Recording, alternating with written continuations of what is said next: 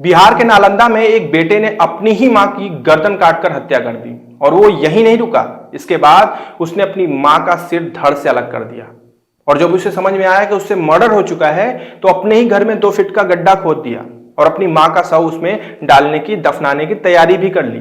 लेकिन इसी दौरान कुछ ऐसा होता है कि यह मामला उजागर हो जाता है, लोगों को पता चल जाता है, पुलिस को पता चल जाता है। पुलिस पहुंचती है, मौके पर उसे गिरफ्तार करती है, उससे पूछताछ करती है और इसके बाद जब चीजें निकलकर बाहर आती हैं तो हर कोई सोचने पर विवश हो जाता है, क्योंकि एक सगे बेटे ने अपनी सगी मां की इतनी निर्ममता से हत्या की थी।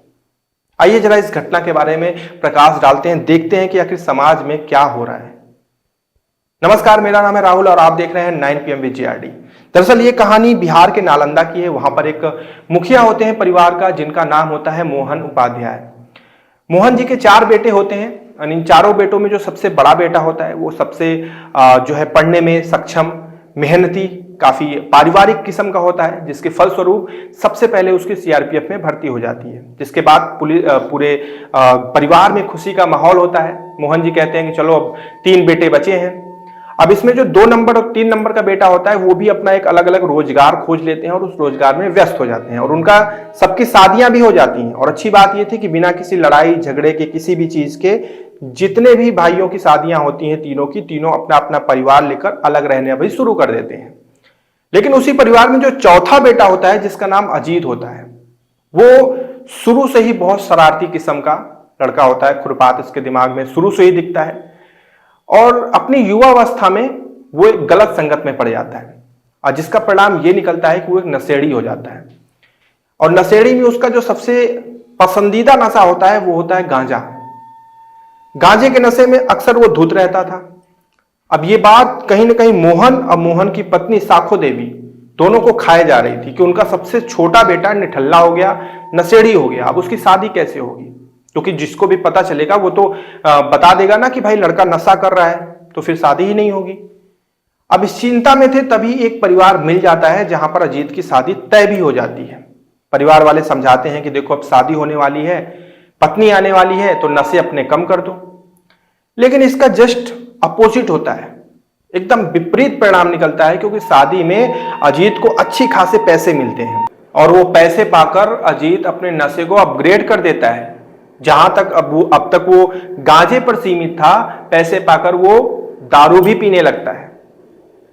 और ये बात थोड़े समय बाद अजीत की पत्नी को भी समझ में आ जाती है कि उसका पति अखंड नशेड़ी है और उसकी पत्नी अपने पति का नशा छुड़ाने के लिए हर वो कोशिश करती है। वो चाहती है कि किसी तरह अजीत नशे को छोड़ दे, एक आदमी बन जाए, 2 वक्त की रोटी के लिए पैसे कमाना शुरू कर दे। लेकिन उसकी पत्नी का हर प्रयास विफल हो जाता है और इसका दुष्परिणाम ये निकलता है कि उसकी पत्नी और अजीत के बीच में लड़ाई झगड़े शुरू हो जाते हैं, यानी पति पत्नी आपस में लड़ने भी लगते हैं और इसकी इकलौती वजह सिर्फ और सिर्फ नशा होती है। यह सिलसिला धीरे धीरे आगे बढ़ता है। अक्सर ये एक आदत बन चुकी थी कि अजीत घर में जाता था, अपने पिता से पैसे मांगता था, पिता पैसा नहीं देता था तो मां के पास जाता था, मां से पैसे मांगता था और किसी भी तरह करके पैसे निकाल लेता था। अगर मां पैसे देने के लिए मना कर देती थी तो कहीं ना कहीं से झटक लेता था, जबरदस्ती छीन लेता था और उस पैसे से वो नशे करता था। नशे में चाहे गांजा हो चाहे दारू हो, कुछ ना कुछ तो वो करता था। अब इसी तरह करके सिलसिला आगे बढ़ता है। बृहस्पतिवार का एक दिन होता है। उस दिन जब अजीत अपनी मां के पास जाता है पैसे मांगने तो उसकी मां साफ मना कर देती है। कहती है कि मैं तुझे पैसे नहीं दूंगी, मुझे पता है कि तू नशे करेगा, तेरे पास और कोई काम नहीं है, मैं तुझे पैसे नहीं दूंगी। अजीत बहुत जिद करता है लेकिन उसकी मां मना कर देती है। कहती है कि मेरे पास पैसे है भी नहीं, तो चेक कर ले, अगर तुझे मिले तो ले लेना। इसके बाद अजीत अपनी पत्नी के पास पहुंचता है और उससे जाकर पैसे मांगने लगता है, जिसके बाद पति और पत्नी में झगड़े शुरू हो जाते हैं। उस दिन अजीत की पत्नी दूसरे मूड में होती है और वो सोचती है कि आज इनको मैं बहुत डांटूंगी, बहुत कुछ उल्टा पुल्टा बोलूंगी, हो सकता है इसका कुछ असर पड़े। लेकिन हुआ इसके विपरीत। दरअसल जब दोनों में लड़ाइयां हुई तो अजीत ने अपनी पत्नी के ऊपर हाथ उठा दिया और बहुत बुरी तरीके से मारना शुरू कर दिया। जिसके बाद मोहन और साखो देवी आते हैं, बचाव करते हैं बहू का। यह बात अजीत की पत्नी के मायके वालों को पता चल जाती है, जिसके बाद अजीत का जो साला होता है, यानी कि अजीत की पत्नी का भाई, वो मौके पर पहुंचता है और अपनी बहन को लेकर मायके चला जाता है। अब बृहस्पतिवार के बाद फिर शनिवार का दिन आता है। अजीत सुबह का वक्त होता है, तकरीबन 8 बज रहे होते हैं। गांजे के नशे में धुत होता है, आंखें लाल होती हैं, पहुंचता है अपनी मां के पास, कहता है मुझे पैसे दे। उसकी मां कहती है कि मुझे पता है कि तू नशे करेगा और नशे के हालत में तू क्या घर की स्थिति कर रहा है ये मैं अच्छे से देख रही हूं। तूने बहू को इतना बुरा मारा कि वो अपने मायके चली गई, तो अब तो मैं तुझे किसी भी कीमत पे पैसे नहीं दूंगी, मेरे पास रहेगा फिर भी नहीं दूंगी। अब नशे के धुत अजीत को कुछ भी समझ में नहीं आता।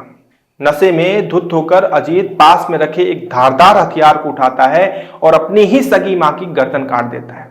उसकी मां तड़पड़ा के वहां पे मर जाती है और इसके बाद वो वहीं नहीं रुकता, उस धारदार हथियार से अपनी मां का सिर धड़ से अलग कर देता है।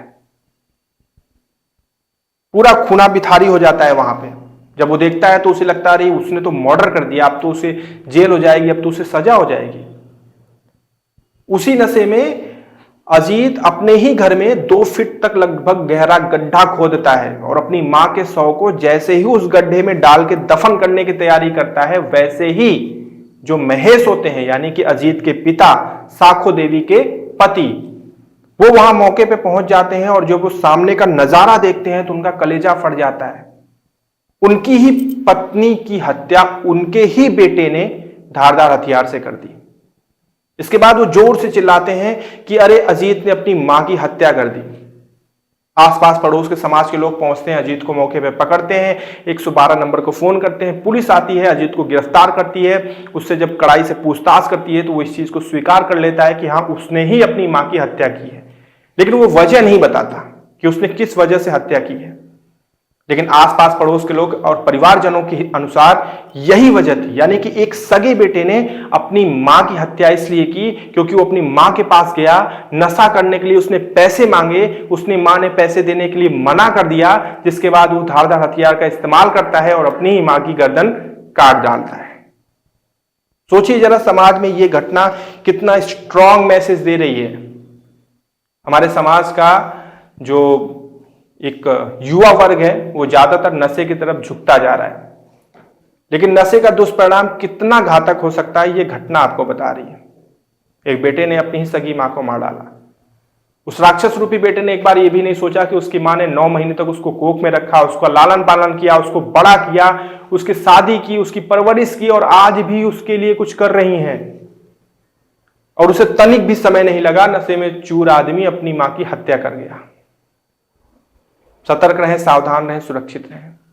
नशा कैसा भी हो लेकिन लाभप्रद नहीं हो सकता, कभी भी हमेशा नुकसान रहेगा। जय हिंद।